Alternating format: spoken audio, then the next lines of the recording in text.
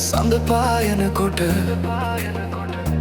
තුරුලිය මල් වට බඹරු බමන විට